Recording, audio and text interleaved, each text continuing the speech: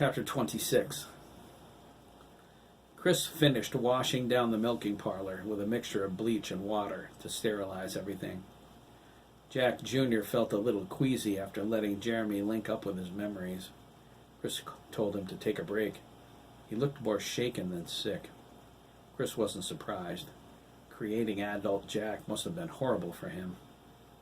He was forced to face the man he became.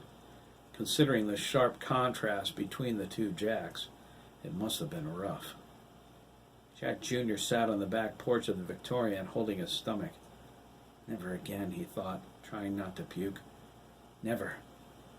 Dabney was in the barnyard talking to the Ramirez brothers.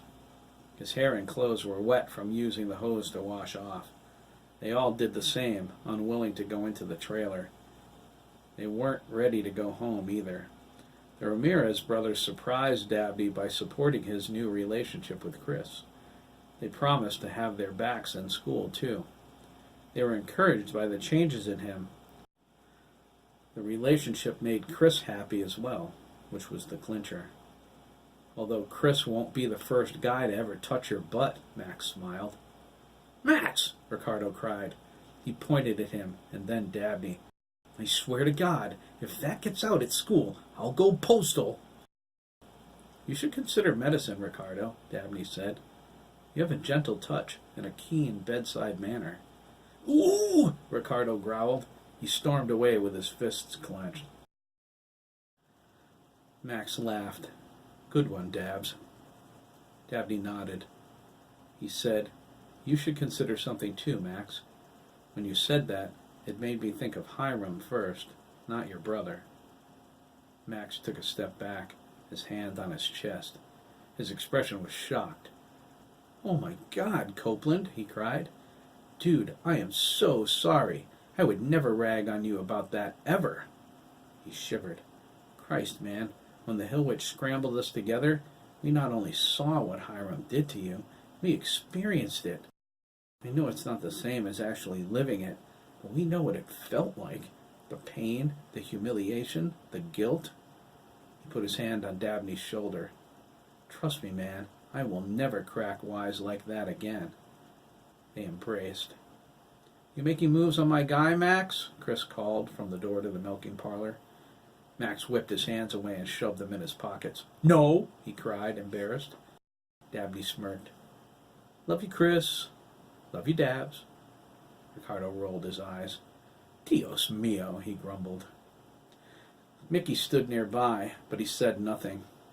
He reached out over the entire farm with his senses. He wanted to make sure there weren't any remaining spirits nearby. There was a sense of sorrow and vengeance in the air that could be a lingering impression.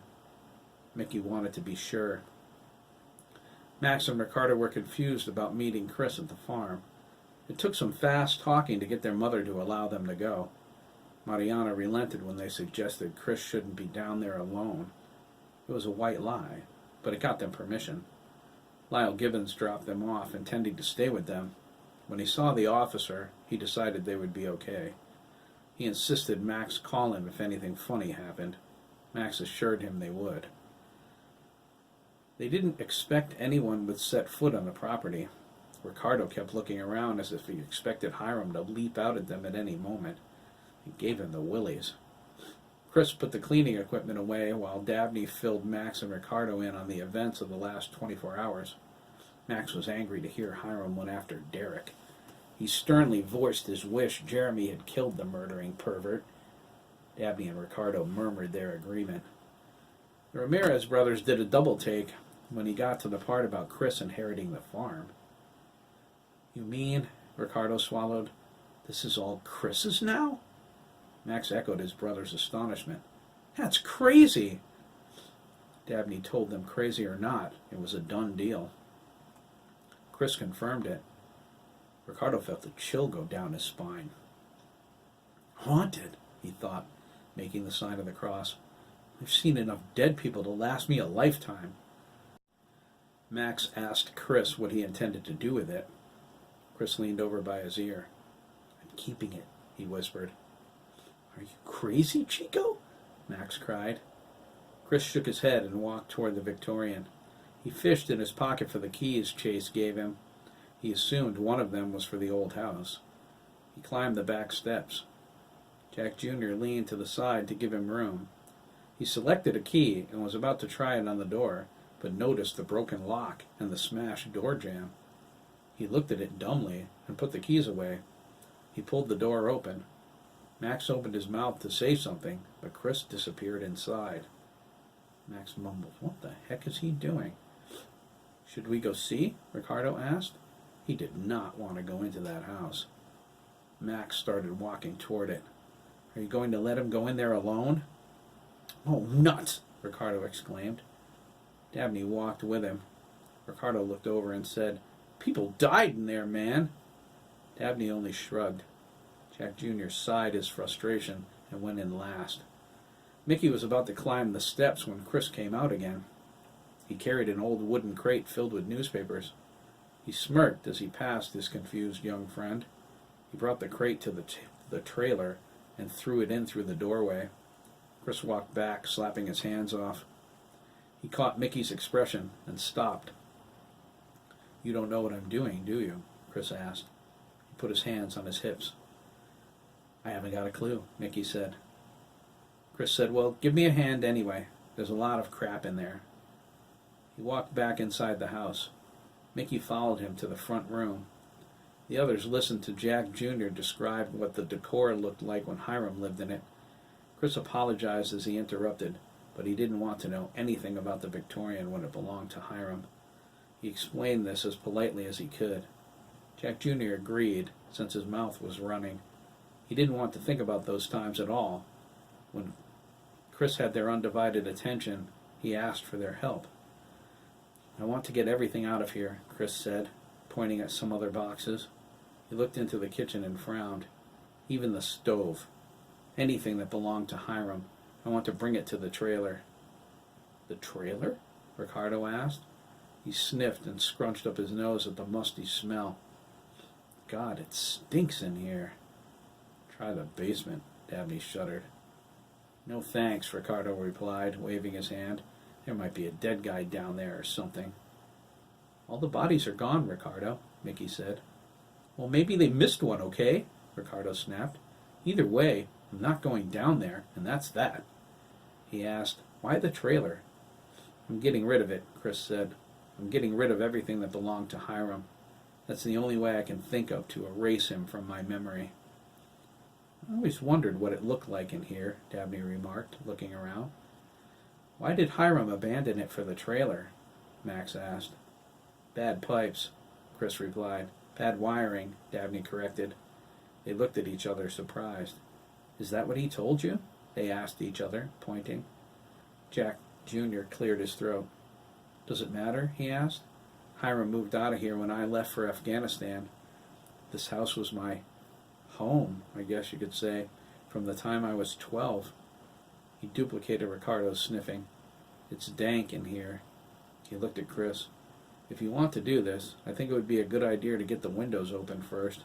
This place needs to be aired out." The boys agreed. The air was nasty. They disappeared throughout the Victorian, opening every window they could find. Ricardo went to the tool shed for a hammer to bang some of them open. He peeked inside Hiram's butcher shack while he was out there, following a horrid stench. He stuck his head inside with his eyes closed. He opened them and was relieved to find it empty. There was still a reek in there, though. It smelled like dead fish.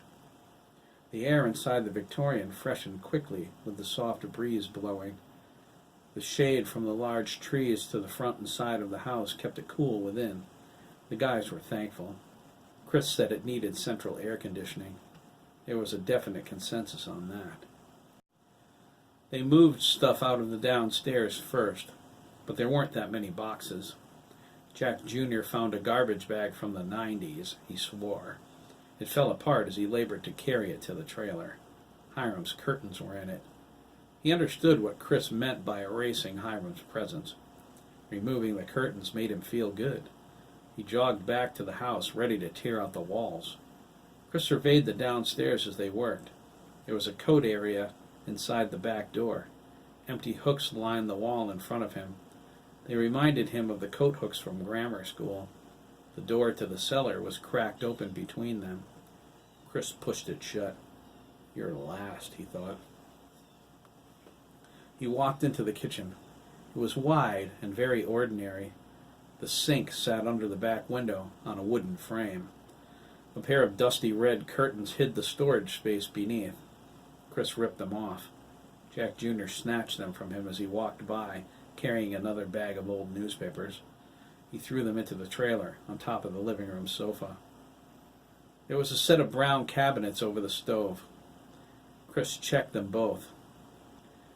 There was some flour spilled in one and a large cobweb in the other. He didn't see a refrigerator and decided to take the stove out last. He drifted into the pantry.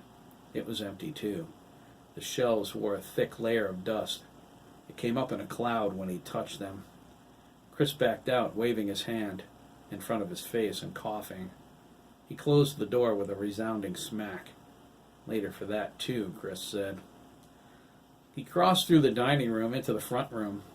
He noticed a half bathroom under the stairs to his right.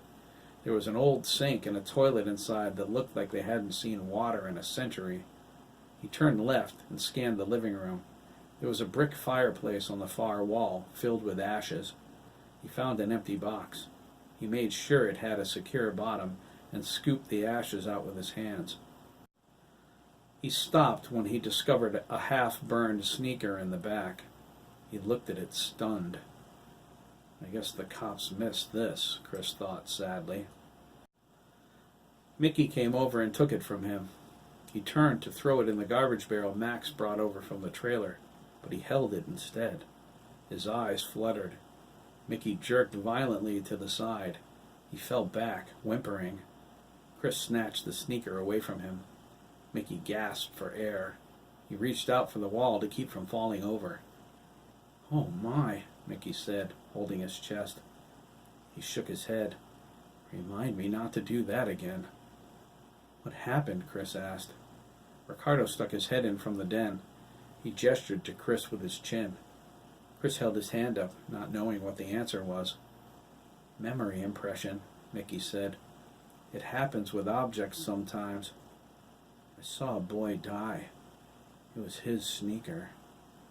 "Oh, gross," Chris whined. "Maybe this isn't such a good idea after all." "No," Mickey said hoarsely. "You have to continue. This place radiates hate and vengeance. Everything you change makes it a little better." He gazed around the room with a faraway look. "They want you to do it. They want you to clean up all the blood." "Blood?" Chris asked, making a face. "Where?" Mickey saw what Chris couldn't.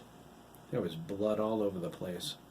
Blood and gore and memories and pain. The blood-stained walls dripped down, ran along the baseboards, and pooled in the middle of the room. There were cries of terror and agony radiating from every inch of the Victorian. It pleaded to be clean again. Mickey watched a river of red flow down from upstairs, acrid and stinking. He closed his eyes as it splashed off the front door and headed for him. When he opened them, the river was gone. "Clean it, Chris," Mickey whispered. "When you've finished, they'll be quiet." "Who? Ghosts?" Chris wasn't psyched about that at all. "Memories," Mickey said. "There are memories everywhere." He drifted into the kitchen and stood by the coat room, staring at the cellar door. "Especially," he gulped, "down there." "Not now, man," Chris thought. "No way." He went back to the fireplace with a renewed vigor. He prayed to God there weren't any body parts in there. He threw the bag of ashes into the trailer when he finished and walked back to the Victorian. He went through the kitchen to the front door and looked up the stairs. He continued into the den. Ricardo completed cleaning out a closet in there. There were bits of junk all over the floor. He found a stuffed woodchuck. He held it out to Chris, who walked into it without looking. He jumped back 3 feet. Chris cried, "Knock it off, Ricardo! That's gross!" "What do you want me to do with it?" Ricardo asked. "Trailer!" Chris said. Duh! Ricardo carried it out under his arm, whistling innocently. Chris walked down the hallway next to the stairwell in the half bathroom. He found a full bathroom in the back bedroom. Max and Jack Jr. were there, moving a chest of drawers they found in the closet. Max pointed at it. It might be an antique, he remarked. Chris replied, I don't care. Get rid of it. Max shrugged. They carried it out. Moving the stove took the longest. It was an old cast-iron gas range coated with white porcelain. Chris knew now why Hiram never bothered to get rid of it. The stove weighed a ton. They ended up pushing it out the back door. It crashed down the steps and caved in the bottom one. The police officer on duty ran around the corner with his pistol drawn. He looked at the stove and holstered his weapon. Doing some remodeling, Chris? The officer Ricky asked. They recognized him from the other night. His brown hair wisped in the breeze. Chris replied, Yes, officer. He felt funny calling him that. Officer Ricky wasn't much older than him. A little warning next time, okay? Ricky advised. I almost shot the stove. The boys laughed all the way up to the second floor. It was empty. They found 2 bathrooms, one at the top of the steps to the left and one in the biggest bedroom. Chris decided if he could have any room, he wanted that one. Jack Jr. didn't tell him it used to be Hiram's. There were 5 more bedrooms on this floor, each with huge closets, but none was as large as the walk-in closet in the big bedroom. Chris thought of his mother. He pictured her in there. He changed his mind and decided she could have it. Like Mom would ever move into this place, Chris thought. I might like to, though. The house is big and old. I don't know what Hiram was thinking when he left all of this to me, he thought, but it's mine now. Jack tapped on Chris's shoulder and pointed toward the far end of the hall. Mickey jiggled a padlock on a door Chris thought was a closet.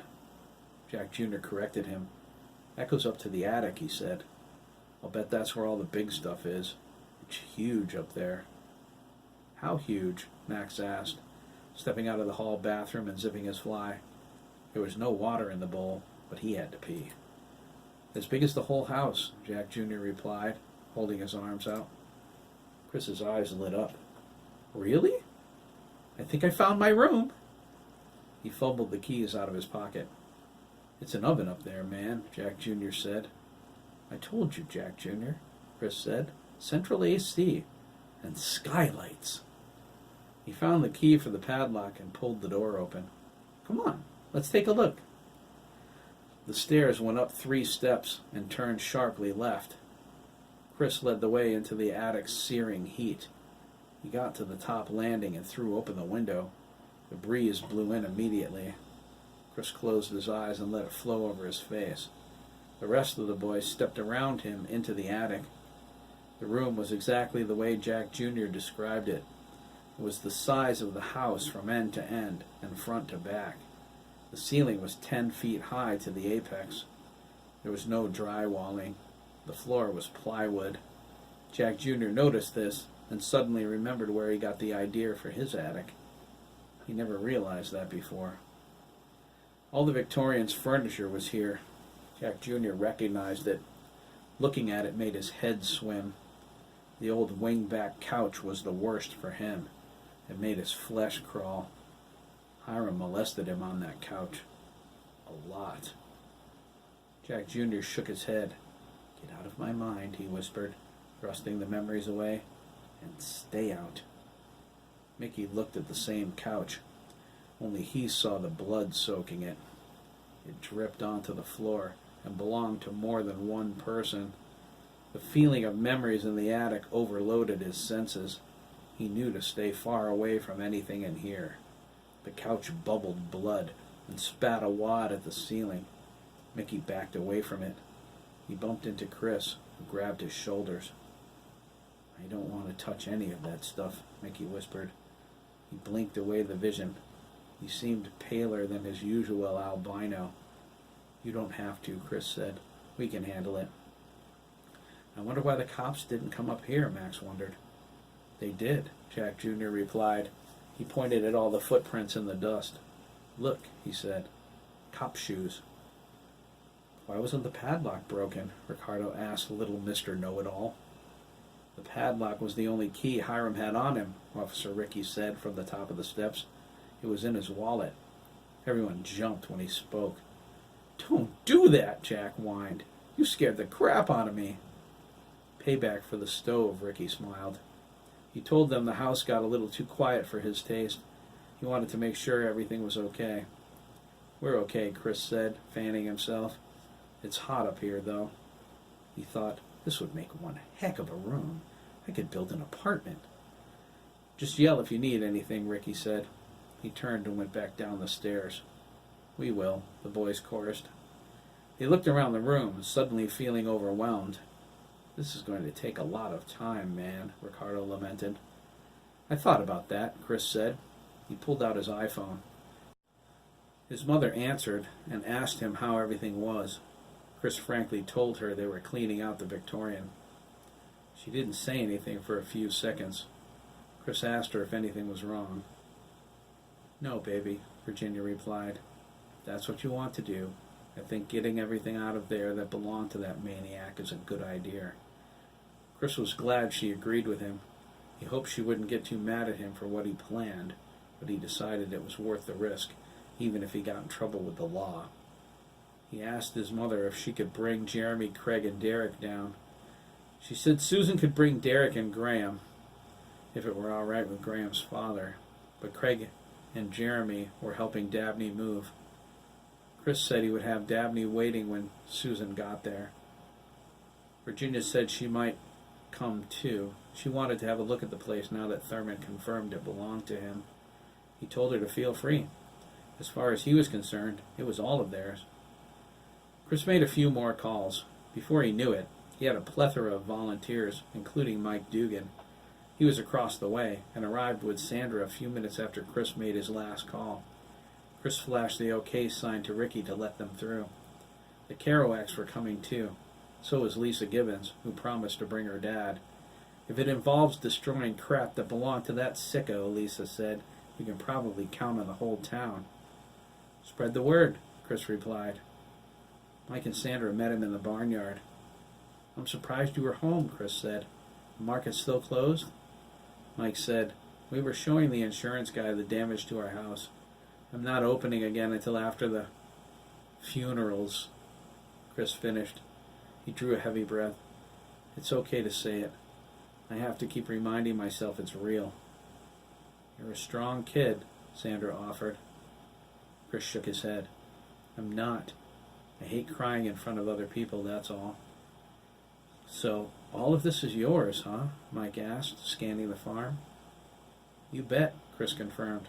"It'll be a nice place if I can wipe Hiram's memory out of here." "You're keeping that?" Mike said, pointing at the trailer. "Nope," Chris replied. "I have plans for that thing." "Getting rid of it would be a good place to start," Mike replied. "Is Jack here, or Craig?" Chris said Craig wasn't, but Jack Jr. was. "My mom got custody of him and Craig today. It took some maneuvering, but he's Jack Jr. now." Mike said, "Well, it's Jack Jr.'s decision. He can go wherever he wants with his son. It's for the best, I guess. I hope I have the chance to get to know him again." "You will, honey," Sandra said. "You'll—" "Mikey!" Jack Jr. cried from the back door. He ran across the yard and leaped into his brother's arms, hugging him. Mike closed his eyes and hugged him back. Tears were welling up, but he held them in. He set Jack Jr. down and put his hand on his small shoulder. "I still can't believe you're here," Mike said. "I've missed you, Jackie." Jack Jr. took him by the hand and pulled him toward the Victorian. "You can miss me later," he laughed. "Come up to the attic. Nothing's going to be right around here until we get rid of Hiram's crap." Mike looked back at Sandra as Jack pulled him along. Sandra laughed, holding her hand over her heart. "Jesus, Lord," she thought, "this is some incredible life we have." She followed Chris into the house. They made it to the kitchen when they heard Lisa's baby roar into the driveway.